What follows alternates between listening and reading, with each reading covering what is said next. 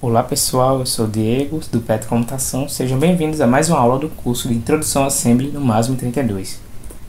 Hoje nós iremos para a nossa sexta aula e a nossa aula será sobre estruturas repetitivas. O que são as estruturas repetitivas, né? Como vocês conhecem já de alto nível, estrutura repetitiva é como um while ou um laço for, em que você coloca o while condição. Enquanto essa condição for verdadeira, ele vai executando esse laço. Em um for, né, de tal número até tal número, de condição até outra, né? No caso aqui de i igual a 0 até o i ser menor do que 50, né? Enquanto o i for menor do que 50, ele vai fazendo algo. Porém, em Assembly não existe, como vocês já devem ter suspeitado, não existe for, da mesma forma que não existe if else. Então, o que a gente faria em Assembly? Semelhante à lógica de rótulos, que se você não viu o vídeo da aula passada, eu recomendo que você veja, para você aprender sobre os rótulos, né? Aula sobre operadores condicionais.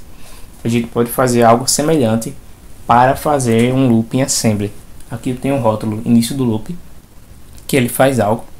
Aqui eu tenho um corpo do loop, em que ele verifica a continuidade aqui, dentro desse rótulo, né? Ele faz o seguinte, compara A com B, e faz o jump condicional. Enquanto essa condição for verdadeira, eu volto para o corpo do loop. Semelhante ao for, né? Enquanto i for menor do que 50, ele continua aqui do começo. Ele faz o i++ e depois continua na lógica dentro do corpo. É isso aqui que a gente faz. Enquanto for igual, aí a gente faz o jump condicional, volta para cá. No caso aqui é interessante que a gente adicione um contador também, né? Para verificar, caso você queira fazer em estilo de for. Se você quiser fazer em estilo de while, é só realmente você verificar a condição. Aí, no caso dessa condição ser falsa, o que aconteceu? Aconteceu que a gente finalizou o loop. Da mesma forma aqui, no caso de i não ser menor do que 50, finalizou o loop e ele sai do loop. No caso dessa condição aqui ser falsa, ele vem para a linha de baixo, que é o jump final do loop. Aí ele realmente finaliza o loop e executa a lógica que está embaixo, tá? Essa aqui é uma lógica que a gente pode usar, existem vários tipos, mas essa aqui é a que eu costumo usar para fazer loops em Assembly. O início do rótulo for int igual a 0, é o equivalente, o corpo do loop, que esse faz algo, junto com o contador, né, e o final do loop, que é quando essa condição aqui é falsa. Então, como é que ficaria em Assembly um contador de i igual a 0, enquanto i for menor do que 50 e mais? Vamos fazer? Bem, estou aqui com o código da última aula, eu vou salvar porque eu não quero perdê-lo. Vou colocar aula 6.asi. Vou apagar, como sempre, tudo que está aqui, deixando só o ponto data, né, que é onde a gente coloca as variáveis. Vou deixar o rótulo de fim de programa porque não tem para que mudar ele, né, caso precise. Não, vamos tirar só para ficar mais fácil o entendimento. Vamos fazer um i aqui, vou chamar de contador aqui dentro do programa Assembly. Contador dd começa em 0. Enquanto i for menor que 50 e mais. Aí eu printo. Então vamos fazer o seguinte, primeiramente eu vou começar o contador com 0, ele já está com 0, tá? Não, na verdade isso aqui eu não posso fazer, porque eu não posso fazer um for e contador, como eu faço com EAX não, porque eu vou estar fazendo dois acessos a memórias e isso a Assembly não permite.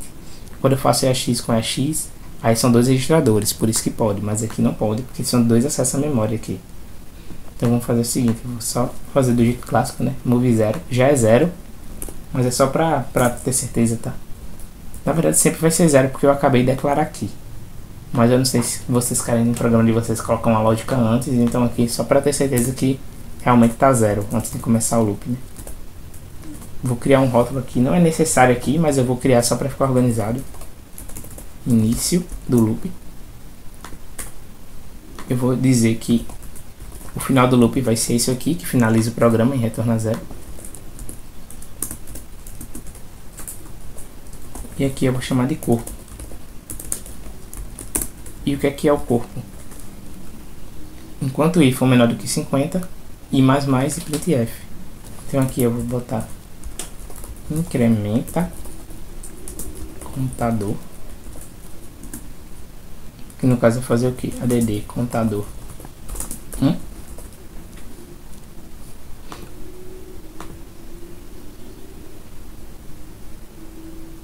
E no caso, eu verifico a condição antes, né, no laço for. Diferente do, por exemplo, do while, né? A lógica dele é um pouco diferente, né? Porque ele faz aqui e depois ele já verifica se é menor que 50. Por isso a verificação tem que ser antes. Então, compara contador com 50. Aí, jump great equal. Pule se for maior ou igual. Para onde? Final. Finaliza o programa. Mas se não for, aí o que eu faço? Aqui eu faz algo, né? Aqui eu faz algo. No caso aqui eu vou botar um printf %d /n contador. Porque no caso o que eu pedi para printar foi o número do contador. Ou seja, vamos ver se está tudo certinho. Eu começo com 0. Aqui eu tenho um corpo que eu comparo o contador com 50. Se for maior, eu boto jump great equal final, né? Ou seja, se for maior ou igual, eu pulo pro final aqui, que ele só retorna 0 e finaliza o programa. Se não for, eu continuo na linha de baixo, que é o que? Que é printar o contador, incrementar o contador. Porém, vocês vão ver que isso aqui dá errado. Por que vai dar errado? Eu vou mostrar para vocês. Executar aula 6. Printou 0 e pronto. Por quê? Porque quando é falso, ele vai ignorar que é para pular para o final, vai printar, vai incrementar, mas depois vai executar a linha de baixo, que é qual? Retorna. Por quê? Porque em nenhum lugar eu pedi para ele voltar para o corpo. Então aqui, ó, reinicia loop, reiniciar loop. Aí o que é que eu faço? Jump corpo. Aí o que ele vai fazer? Ele vai pular pra cá.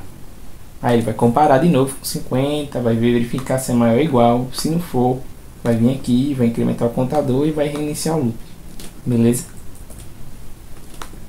Vamos buildar. Pronto, agora vamos para a aula 6. Printou aqui, ó, de 0 até 49.